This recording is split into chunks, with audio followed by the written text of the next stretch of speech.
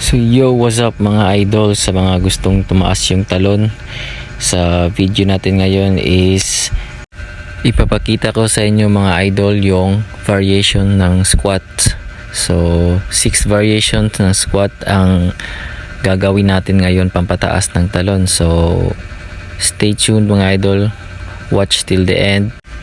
So sa first workout natin mga idol is full back squat. So ang ginagawa natin ngayon idol is warm up squat muna tayo. Yan yung first set natin. So huwag kalimutan palang mag stretching tsaka mag warm up bago mag exercise. So may ginawa akong full warm up video, pero sa ibang video ko na lang ipopost kasi medyo mataas yung video na yun. So ito na yung first set natin mga idol. So sa ginagawa ko sa first set ko mga idol is ginagawa ko siya ng 10 reps kasi mas magaan pa siya. So sa pangalawang reps natin medyo mabigat na, so 8. Sa pangatlo is 6. Sa pang-apat naman medyo mabigat na talaga yung weights, kaya 4 reps na lang yung ginagawa ko. So nga pala mga idol, dapat yung pinofocus nyo is ma-execute nyo ng mabuti yung bawat reps na ginagawa nyo para mas maging effective at saka magkaroon ng magandang result. Kasi pag hindi mo nagawa ng maayos mga idol, para din lang wala yung workout mo. So kaya focus kayo sa pag-execute ng mabuti at maayos bawat reps na ginagawa sa exercise na to at sa lahat ng mga exercise na gagawin nyo. Sa exercise na to mga idol is mahina lang pababa, medyo dahan-dahan, tapos pag-angat mo dapat explosive yung pag-angat mo, parang tumatalon ka lang. At about naman sa timbang mga idol, sa bigat ng inyong bubuhatin, so depende na yun sa inyo mga idol, pero dapat start kayo sa mas magaan hanggang sa pinakamabigat na kaya nyo mga idol, pero wag yung mabigat na baka hindi nyo na makaya at magkaroon kayo ng injury. So yan yung iniiwasan natin mga idol. So dapat inuuna pa rin yung safety, kasi isang pagkakamali mo lang mga idol, pag na-injury ka, ang tagal ng recovery. So sayang yung mga nauna mo ng mga result sa exercise nyo, tapos matitigil lang dahil nagka-injury kayo. So safety first mga idol. So yun lang yung advice ko sa inyo. So by the way mga idol, pag nagbubuhat kayo ng mabigat, lalo na sa mga squats or deadlift, dapat nakasuot kayo ng belt mga idol para iwas injury sa ating balakang, sa ating hips at saka likod. So ito yung last set ko mga idol. So medyo mabigat siya kasi kaya 4 na reps lang yung ginawa ko, pero good quality reps mga idol. So next exercise natin mga idol is quarter squat. So para lang tayong tatalon nito mga idol. So ginagaya natin yung posisyon ng pagtalon natin. So dahan-dahan pababa, tapos explode pataas mga idol. So gawin nyo lang din to ng 15 reps by 4 sets. So depende na sa inyo yun mga idol, yung bigat na gusto nyong buhatin. So ganito lang siya kadali mga idol. So ingat na ikat ako dyan mga idol sa bawat galaw ko mga idol, sa bawat reps, kasi yung ginagamit kong belt is sira. Tinali ko lang yan mga idol para lang may isuot talaga ako, kasi baka magka-injury tayo. Yun yung iniwasan natin, kasi nagka-injury na ako niyan mga idol. Pero sa 2 injury na yon is sa deadlift nangyari. Medyo ang bigat na kasi ng binuhat ko at wala akong belt na gamit, kaya gumagamit na talaga ako ng belt kasi nakadanas na ng injury mga idol. Sobrang sayang nung mga na-achieve ko na inches sa vertical ko noon mga idol, na nagka-injury ko kasi di na ako makapagbuhat, tas di na ako makapag-exercise kasi ang sakit ng likod ko. Kaya sayang talaga, kaya safety first talaga mga idol. So ito yung last set natin sa quarter squat mga idol.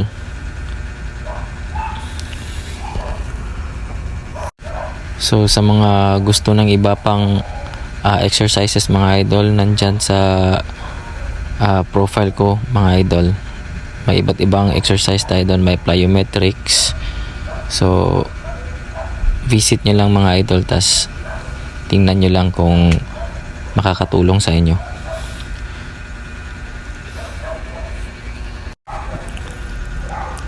Ay, pangatlo pa pala yung set idol. So ito yung pang-apat. So medyo mabigat din to mga idol. 100 plus kilo din to. So hinay-hinay lang talaga. Kita nyo naman yung pawis ko mga idol, grabe. Ubos.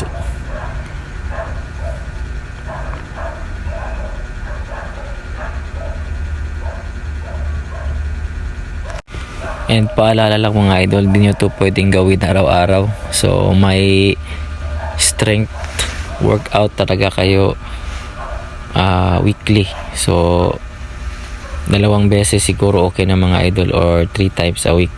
Tapos sabayan nyo din ng plyometrics at ibang exercises. At dapat may rest day talaga mga idol, yun yung pinaka-importante. So ito yung sunod na exercise natin mga idol, front squat. So yan mga idol, pasensya na kayo, may nagpapaso-paso dyan na bata kasi dinadala ko kasi yung anak ko mga idol kapag nag-workout ako kasi wala nagbabantay. So pasensya na lang kasi ang kulit niyan.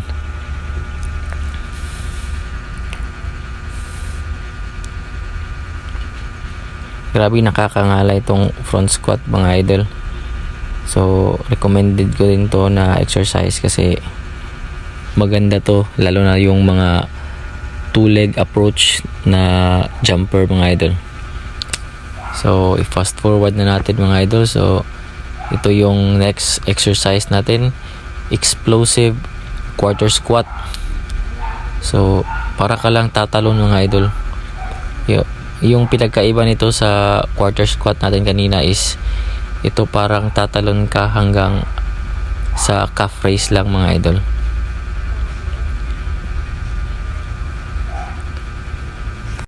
Gayahin nyo lang yung posisyon nyo, yung parang tatalon kayo.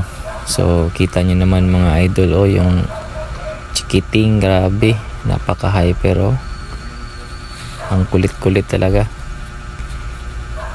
Lahat na lang pinaglalaroan, pati yung camera mga idol.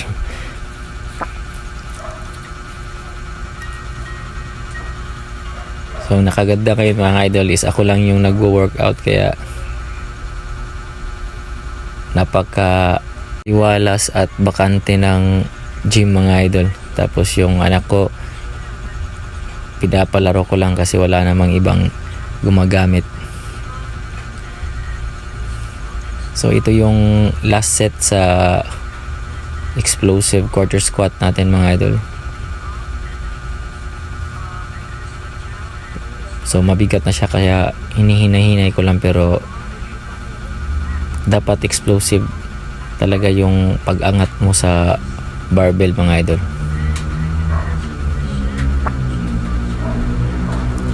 So yun, grabe, napaka bigat ng barbell mga idol. Medyo masakit yung likod natin dito. So next squat mga idol is split squat. So gawin nyo lang dito ng 6 reps by 4 sets. So each leg yan mga idol. So ayun, ang kulit-kulit talaga ng batang to. Pinaglaruan na naman yung camera at saka tripod. Kaya inahayaan ko na lang mga idol kasi bata mas okay na rin yan kasi hindi siya umiiyak. So nasisiyahan lang siya sa patakbo-takbo niya sa buong gym kasi solong-solo namin tong gym ngayon mga idol kasi hapon to. So sa paggabi to mga idol, gabi madaming tao dito. Kaya mas prefer akong mag-gym sa ganitong oras dito. So fast forward natin mga idol hanggang sa pangatlong set para makaproceed tayo sa next squat variation natin mga idol na gagawin.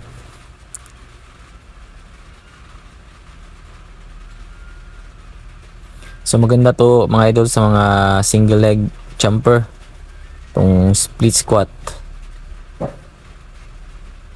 gaya ni Poy Poy Aktob. So kakataas to ng talon sa mga single leg, pero nakakataas din naman to sa mga two leg approach jumper. So kaya sinali ko to mga idol. So next exercise naman natin mga idol is Bulgarian squat. Ito yung pinaka nakakangalay na exercise pagdating sa squat mga idol. So gawin nyo lang din to ng 8 reps by 3 sets mga idol. Each leg yan mga idol. Pero by the way mga idol, kung pinaka nakakangalay, nakakapagod na exercise tong Bulgarian squat, pero ito naman yung pinaka-effective mga idol para sa akin mga idol sa experience ko lang. So napaka-epektibo talaga na exercise na to, kaya di ko to winawala kapag nag-exercise ako mga idol. May Bulgarian squat talaga ako every time mag-exercise ako, mapa barbell man o dumbbell yung gamit ko mga idol. May mga iba't ibang variations din tong Bulgarian squats mga idol. So gawin natin to sa ibang video natin, pero meron na ako niyan sa ibang video mga idol, pero hindi talaga yung full variation ng Bulgarian squat. So ang ginagawa lang natin ngayon is yung barbell, yung gamit natin sa Bulgarian squat ngayon. So dahan-dahan lang din siya pababa mga idol, tapos explode ka pataas. Dapat ganyan kayo mag-exercise kapag squat mga idol. So dahan-dahan pababa tapos explode ka pataas, kasi yun yung ginagawa natin pag tumatalon tayo. So yun yung tinitraining natin ngayon dito mga idol. So last exercise mga idol is calf raises. So bonus na lang to mga idol kasi ginagawa ko talaga tong calf raise at the end of my exercises mga idol. So ginagawa ko lang to ng 15 reps by 4 sets mga idol. So iba't ibang weights din yan mga idol per sets hanggang sa pinakamabigat. So yun, dumaan na naman yung makulit.